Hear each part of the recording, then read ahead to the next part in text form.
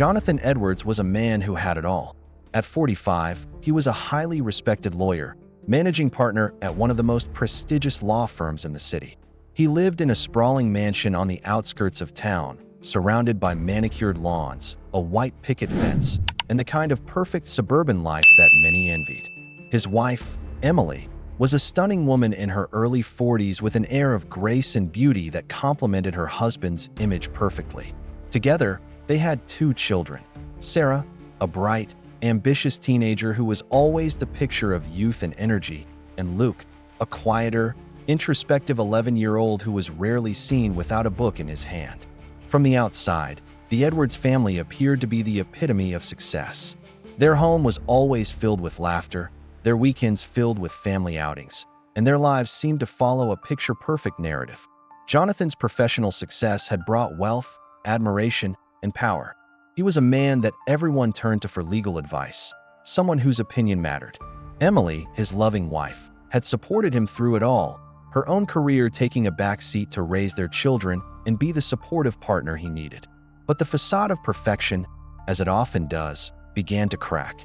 Beneath the polished surface of their seemingly idyllic lives, there were secrets waiting to be exposed, secrets that would shatter everything. And at the heart of these secrets was their daughter, Sarah. Sarah had always been a bright and ambitious young woman, excelling in her studies and excelling in extracurricular activities. She had the world at her feet, the kind of future everyone admired. But no one, not even her closest family, knew the emotional turmoil she was enduring behind closed doors. As she entered her late teens, Sarah began to withdraw. Her once bright eyes became clouded with confusion and a dark sense of despair. The people she had once considered friends became strangers, and her family's love, while constant, only seemed to push her further away. It was a love affair that had started innocently enough, a relationship that had blossomed over the past few months with a young man named Jason. Jason was different. He was rebellious, charming, and full of the kind of energy Sarah had been craving. With his wild spirit and the promise of an adventure, he became her escape, the one person who seemed to understand the pain she kept hidden from everyone else. He represented everything her life wasn't: freedom, passion, and the chance to live without the strict expectations of her family. Jason wasn't what Jonathan Edwards would have envisioned for his daughter's future. He wasn't wealthy, he didn't come from a prestigious family, and his life was far from the polished image Jonathan had worked so hard to create. But Sarah, in her yearning for something more than the life she had, found herself drawn to him, pulled in by his promises of a life that was entirely her own. But there was a problem. Jonathan Edwards was a controlling figure, not only in his professional life, but also within his family. He had always set the path for Sarah, made the decisions, and expected her to follow in his footsteps. When he found out about Jason, he immediately forbade Sarah from seeing him again. He saw the young man as a distraction, a complication, something that would derail his plans for his daughter's future. To him, Sarah's life was mapped out, a future in a prestigious college, followed by a career that would match his own legacy. Jason, in his eyes, was a threat to that future. When Sarah, desperate to maintain her relationship with Jason, ignored her father's demands, Jonathan's anger grew. He warned her again and again that the relationship was over. But for Sarah, that was the final straw. It wasn't just about Jason anymore. It was about the control her father exerted over her life, the suffocating grip he had on her every decision. And for the first time, she decided to rebel. In secret, Sarah began to make plans. She and Jason would run away, escape the life her father had planned for her, and start anew. The idea of freedom, of choosing her own destiny, was intoxicating. She was willing to risk everything: her family, her future, and even her safety, for a chance at living life on her terms. But Jonathan wouldn't let it happen. He was a man who prided himself on his ability to maintain control, and he was not about to let his daughter defy him. He had always been the one who made the rules, who kept his family in line. When he discovered Sarah's plans, he was livid.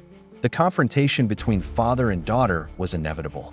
Sarah had thought she could outsmart him, that she could run away and start fresh with Jason. But Jonathan was more calculating, more dangerous than she had realized. He made it clear that he would stop her, that no matter what it took, he would bring her back under his control. He couldn't bear the thought of his perfect family unraveling, of losing the image of success he had so carefully cultivated. As the days passed, the tension in the Edwards household escalated. Sarah was determined to leave, but Jonathan's need for control was equally strong. The two clashed at every turn, their arguments growing more heated and desperate. Emily, caught in the middle, had no idea how to navigate the situation. She was unaware of the depths of Sarah's turmoil, unaware of the rebellion brewing inside her daughter. The family's once stable foundation was crumbling. It was only a matter of time before everything boiled over. The night of the confrontation arrived. Sarah, armed with a packed bag and the hope of a new life, was ready to leave. She was determined, resolute, and no longer the sweet, obedient daughter her father had raised. Jonathan, however, was equally determined to keep her under his control. In his mind, it was a battle for his family's future, a battle he could not afford to lose. The argument that night would be the last one they would ever have. Jonathan, in his fury, tried to physically restrain Sarah, trying to stop her from leaving the house. But in that moment, something inside Sarah snapped.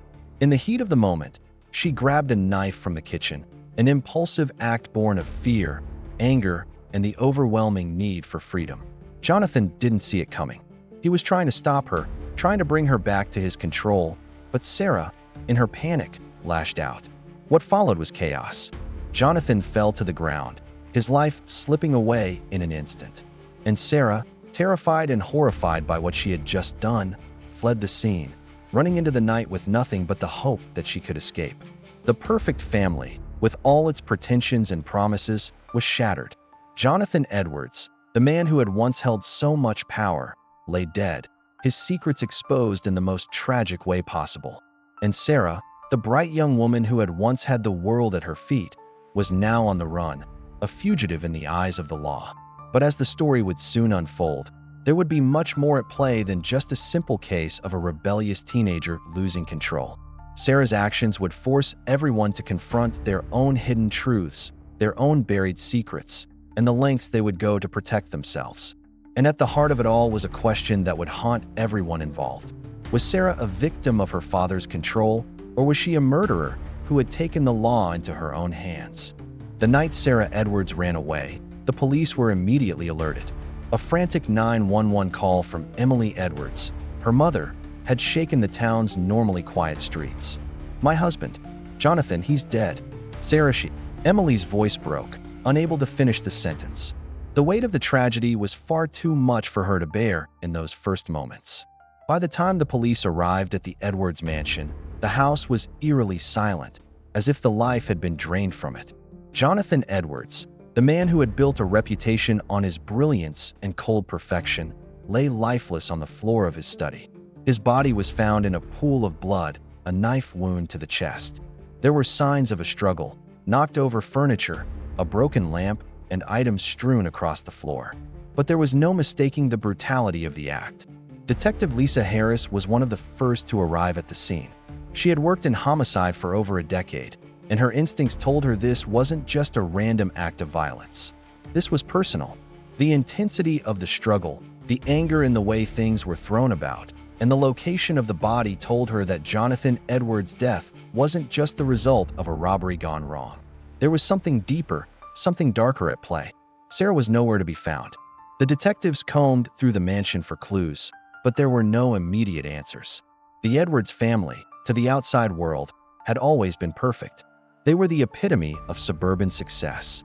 Yet now, the truth that had been carefully concealed for years was beginning to unravel. As the hours passed, Detective Harris worked with her team to piece together the puzzle. Emily was still in shock, sitting in the living room, her face pale, her eyes wide with disbelief. It was clear that she had no idea her daughter could have been capable of such an act. She had raised Sarah to be the perfect daughter, had provided her with everything she could ever want. How could she reconcile the image of the sweet, innocent teenager she knew with the person who could have killed her father? The question gnawed at Emily, and she found herself wondering what had led Sarah to this moment of violence. Was it a crime of passion? Or was it something more? Something buried deep in the family's past? She couldn't understand how this could have happened. She had never suspected Sarah of being capable of such rage, of such brutality. Detective Harris sat down with Emily, hoping to glean some information that could shed light on Sarah's state of mind. Emily's recollection of the events in the days leading up to Jonathan's death was disjointed and filled with confusion. She spoke of Sarah's growing distance, of how she had withdrawn from the family, and of her strange behavior over the past few months. But Emily couldn't make sense of it. She couldn't believe that Sarah would kill her father over a mere argument. Was there anything at all that might have set Sarah off? Detective Harris asked, her voice calm but probing. Emily shook her head. No, Detective, nothing like this. We had our disagreements, of course, but I never thought she was capable of this. She's always been such a sweet girl. A little rebellious, sure, but did she have any issues with her father? Did Jonathan ever push her too hard? Emily paused, her eyes distant as she thought about it. Jonathan was strict, very strict. He always had plans for Sarah's future. He had her whole life mapped out. College, career, everything. He wanted her to be perfect. But I didn't think it was that bad. The words lingered in the air, heavy with unspoken truths. Detective Harris could see the weight of realization begin to dawn on Emily. Her perfect family had been a lie, one that Jonathan had crafted meticulously over the years. It wasn't just Sarah's rebellion that had led to her running away. It was the control, the manipulation, the unyielding expectations. Sarah had been a puppet in her father's game, and Jonathan had always been the one pulling the strings. As Harris dug deeper into the family's history, she discovered more troubling details. Sarah's relationship with Jason, the young man Jonathan had forbidden her to see, was not the innocent teenage love affair Emily had assumed it to be. In fact, it was far more complex and far more dangerous. Jason wasn't just a random boyfriend. He had become Sarah's escape from the suffocating world her father had created. But it was also more than that. Jason was involved in activities that Emily could never have imagined. His friends, his connections, and his lifestyle were the polar opposite of the life Jonathan had wanted for Sarah. He had introduced Sarah to a world she didn't fully understand, a world of freedom, drugs, and dangerous thrills. And while Sarah had been drawn to him for his defiance of the rules, it was also the first time she had ever felt truly alive. But Jonathan had seen Jason for what he was, a threat to everything he had built for Sarah. And that threat had pushed Jonathan to take extreme measures to keep his daughter under control. He had forbidden Sarah from seeing him, threatened to send her away to boarding school, and imposed stricter rules at home. He even went so far as to tell Sarah that Jason was a bad influence on her, that he was the kind of person who would ruin her future. The discovery of Sarah's journals only deepened the sense of dread surrounding the case. The entries were filled with frustration, anger, and an overwhelming sense of being trapped. Sarah had written about how her father's control was stifling her, how every decision she made seemed to be dictated by him. She had written about her growing love for Jason, about how she planned to run away with him and escape the life her father had planned for her. But as the months went on, the tone of her writings became darker. There were references to a growing fear of her father's wrath, fear of the consequences if she disobeyed him, and fear of what might happen if she didn't leave soon. And now, here she was, a fugitive on the run, her life shattered, her father dead, and the truth hanging in the balance. The police launched a massive manhunt for Sarah, but they had no idea where to begin looking. Sarah was resourceful, and she had a head start. The only clue they had was a single, cryptic message left on her phone. It was a text message she had sent to Jason just hours before the murder. "I did it. He's gone. I'm free." The discovery of Sarah's cryptic text message sent shockwaves through the investigation. "I did it. He's gone. I'm free." It was a chilling confession, though brief, and it left Detective Lisa Harris with more questions than answers. Who was Sarah truly running from? Was this a case of a teenage girl acting out in a fit of rage? Or had she been pushed to the edge by the toxic environment created by her father's suffocating control? The more Detective Harris thought about it, the more it seemed like there was something much deeper at play. Emily, still in shock over her husband's death, couldn't comprehend the text. "What do you mean she did it?" she asked, her voice trembling, staring at the phone screen. "This doesn't make any sense. Sarah couldn't have. She couldn't have killed Jonathan. My husband, he wasn't perfect, but he loved his family. He was a good man." Harris remained quiet, her expression stoic. She knew that the truth was often difficult to accept, but the facts of the case didn't lie. Jonathan's death had been violent, and the scene of the crime showed clear signs of a struggle. His blood staining the floors of his study, his body twisted in a way that suggested he had tried to defend himself. The knife wound had been deep, a fatal blow that wasn't just about stopping him. It was an act of desperation, an act that couldn't be easily dismissed as a simple accident. As the investigation unfolded, the search for Sarah intensified.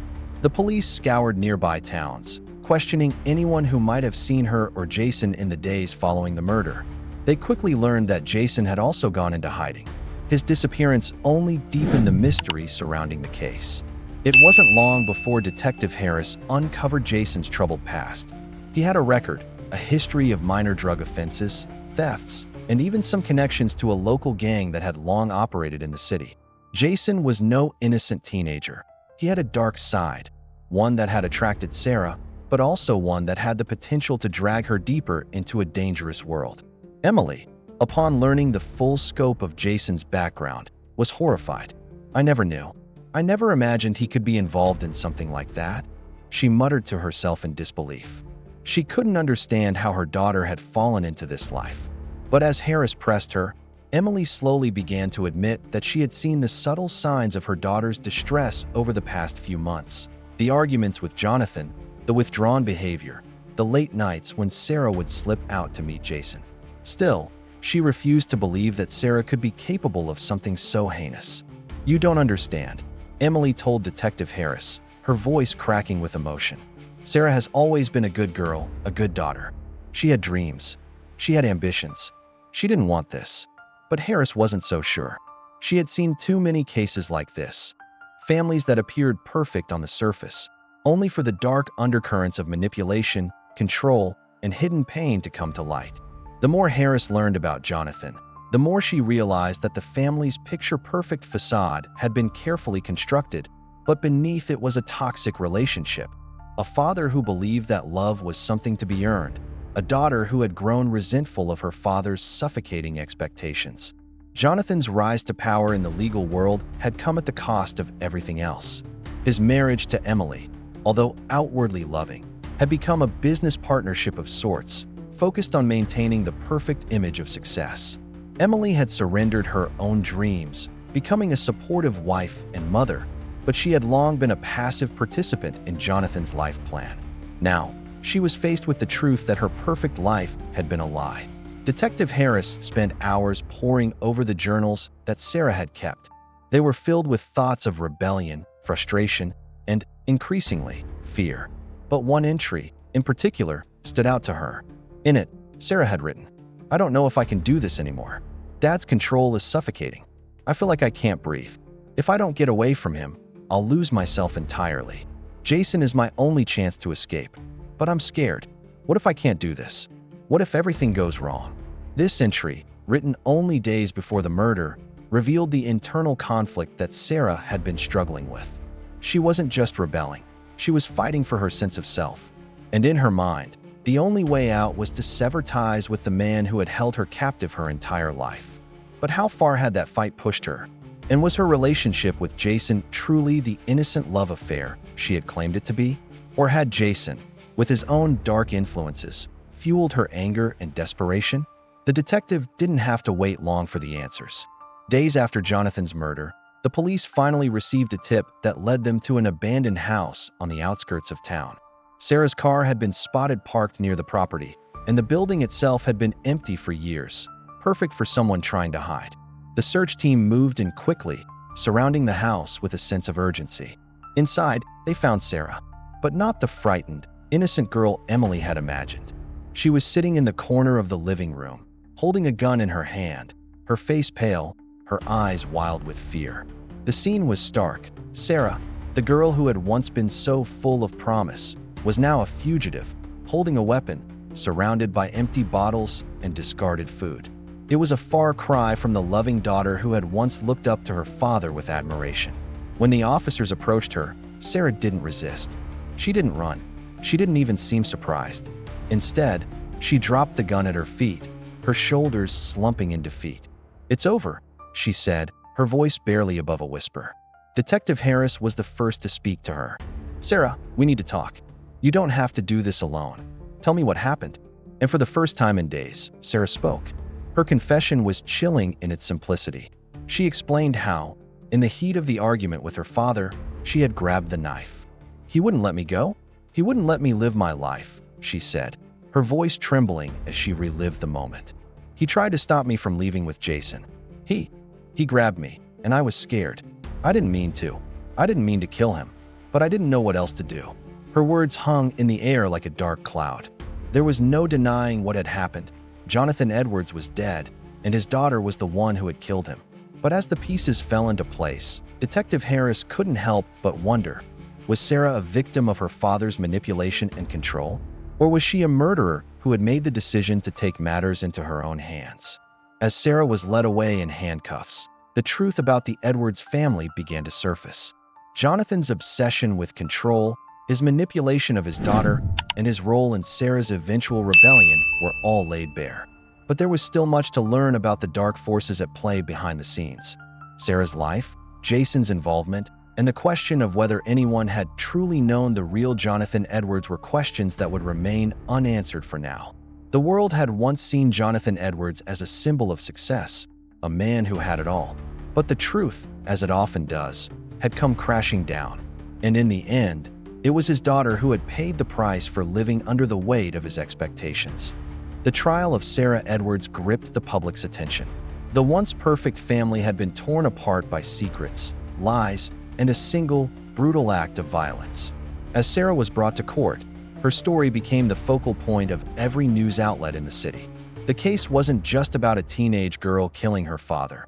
It was about the unraveling of a facade, a perfect family that hid a dark, insidious truth behind closed doors. Sarah's trial became a battleground for emotions, a spectacle of betrayal, control, and ultimately, the search for justice. Inside the courtroom, the tension was palpable. Jonathan Edwards, the high-powered lawyer, had been a revered figure in the legal world. He was a man who commanded respect, someone whose opinions shaped the outcomes of high-profile cases. His death, at the hands of his daughter, had sent shockwaves through the community. The question that lingered in the air wasn't just about Sarah's guilt or innocence. It was about the truth of what had led her to this moment. Could she be held accountable for an act of violence committed in a state of desperation?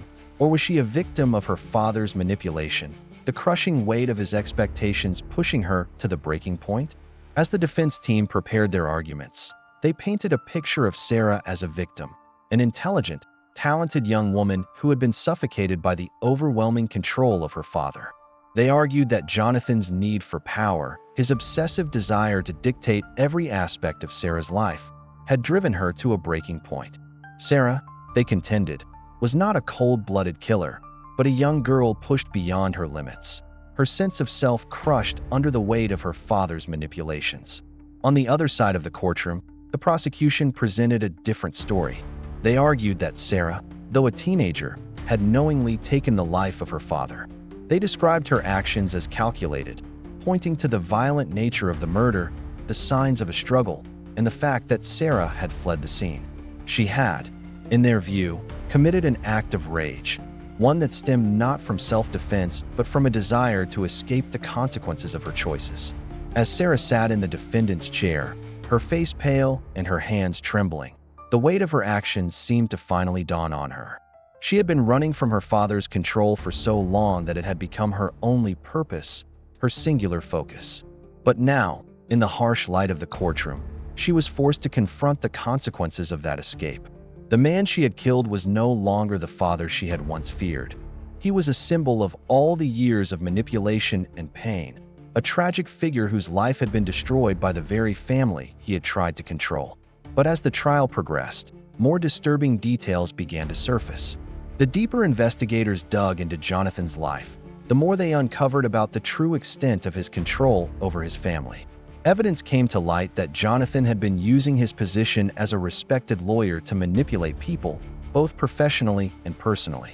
He had used his power to intimidate, to threaten, and to coerce those around him.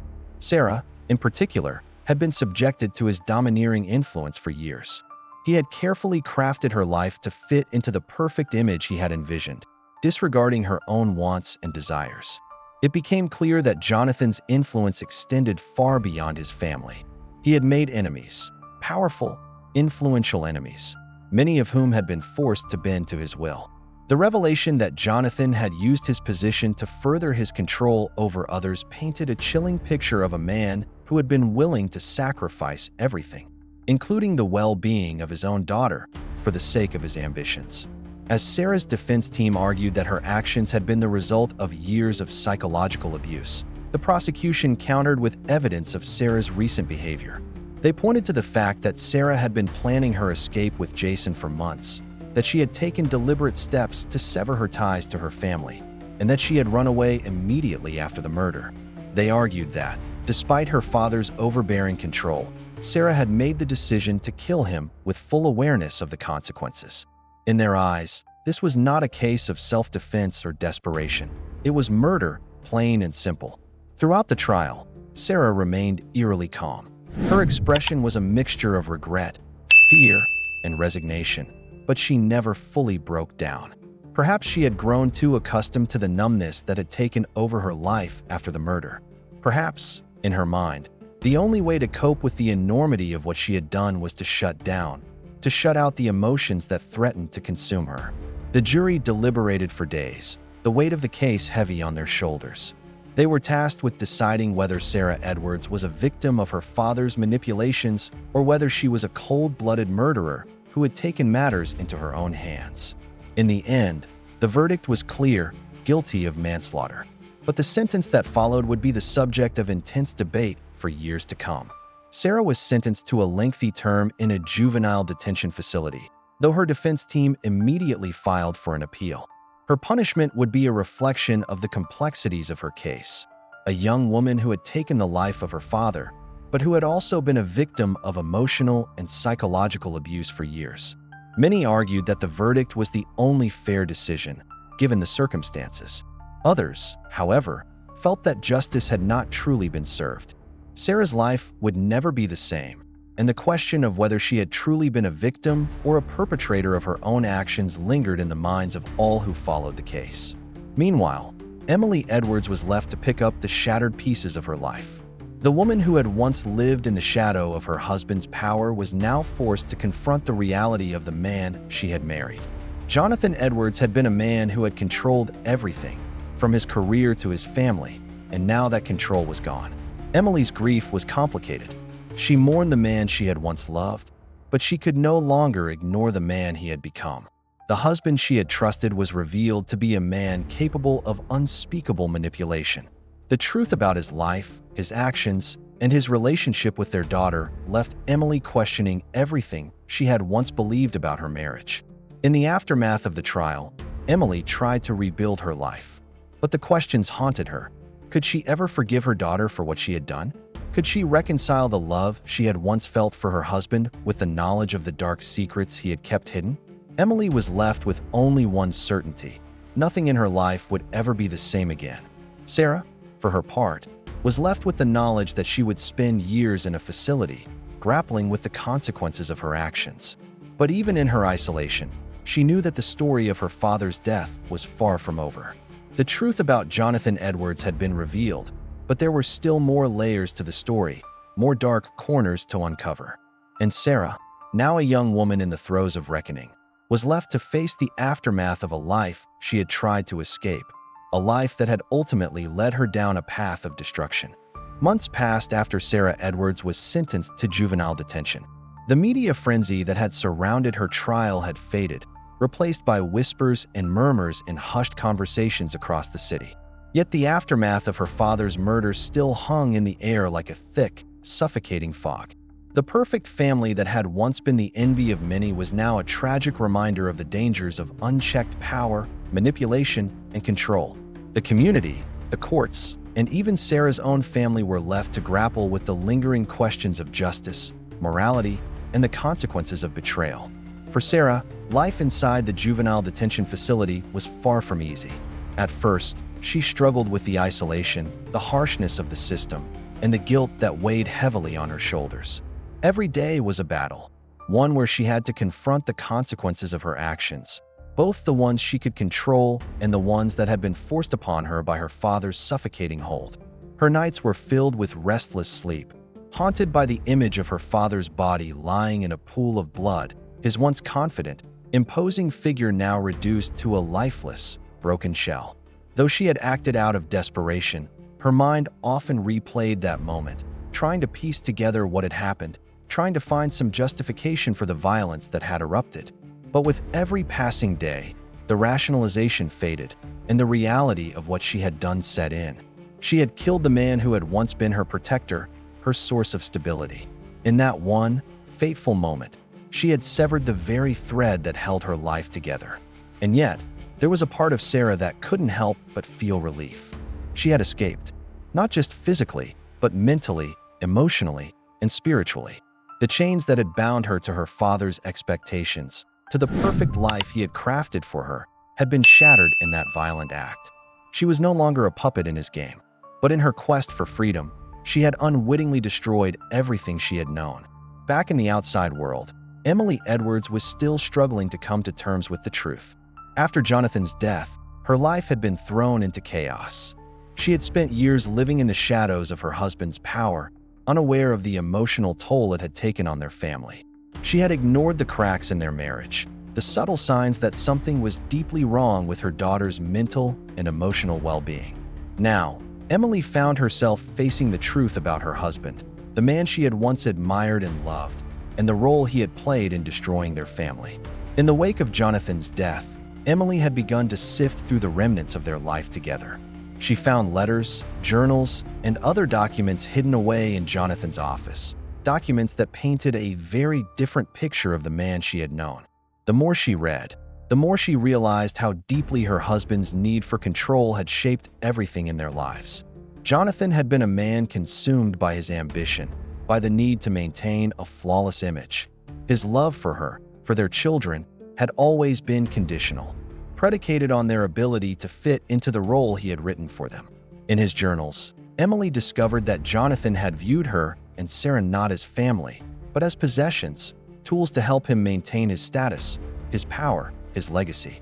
The journals revealed his manipulative tactics, how he had used his influence to control not only his colleagues, but also his family. The love he had shown them was a carefully calculated act, a performance designed to maintain the illusion of a perfect, happy home. The realization shattered Emily's perception of everything she had ever known. As she continued to read, Emily's thoughts turned to Sarah. She had once blamed her daughter for what had happened, for the murder that had torn their family apart. But the more she understood about Jonathan's control over them, the more she realized that Sarah had been the real victim in all of this. Sarah had never had the chance to choose her own path, to live her own life. She had been trapped in a world of expectations and demands that had pushed her to the brink. And in the end, it was those very expectations that had led her to kill the man who had forced her to become someone she wasn't. Emily's understanding of her daughter's actions began to shift. She no longer saw Sarah as a cold-blooded murderer, but as a girl who had been driven to the edge by years of emotional abuse and manipulation. She realized that while Sarah had taken a life, she had also been forced to fight for her own survival in a world that had left her with no other options. But even as Emily came to terms with the truth, there was one question that still haunted her. Could she ever forgive Sarah? Could she reconcile the love she had once felt for her daughter with the horror of what she had done? Could she accept that the child she had raised, the daughter she had loved, had been the one to end Jonathan's life? Emily knew that the answer to those questions wasn't something that could be easily found. It would take time, perhaps years, to fully come to terms with everything that had happened. But Emily also knew that she could no longer hide from the truth. Jonathan's death had forced her to confront the darkness that had always been lurking beneath the surface of their family's perfect image. And for Sarah, the path forward would be just as difficult. As she spent her days in the juvenile detention facility, she began to realize that freedom came at a cost. Her life had been irrevocably changed, and the road to redemption, if it existed at all, was long and uncertain. The guilt, the fear, the anger, it was all still there, lingering in the corners of her mind, waiting to consume her. But Sarah also knew that the only way to move forward, to truly escape the ghosts of her past, was to face the consequences of her actions. The tragedy of the Edwards family wasn't just about a murder. It was about the cost of power, control, and the lies that held them together. It was about a father who had demanded perfection, a mother who had been blind to the damage being done, and a daughter who had been pushed too far. The legacy of Jonathan Edwards would forever be tainted by his actions, by the way he had shaped his family's lives with his cruel need for control. And for Sarah, the road to forgiveness, to understanding, would be long and fraught with pain. In the end, the story of the Edwards family was a tragedy of their own making. Jonathan's death had been the final act in a life of manipulation and control. And while justice had been served in the court of law, the true reckoning would come when Sarah and Emily had to face the truth about themselves, about their roles in the tragedy, and about the deep scars that would remain long after the courtroom had emptied. The story of the Edwards family serves as a stark reminder that beneath every perfect facade, there can be hidden truths, and the consequences of living under the weight of manipulation and control can be catastrophic. Do you think justice was truly served in Sarah's case? Was she a victim of her father's power, or did she cross the line from victim to perpetrator? Let us know in the comments. If you found this case gripping and heartbreaking, don't forget to subscribe for more dark true crime stories that delve into the secrets and lies that define human nature.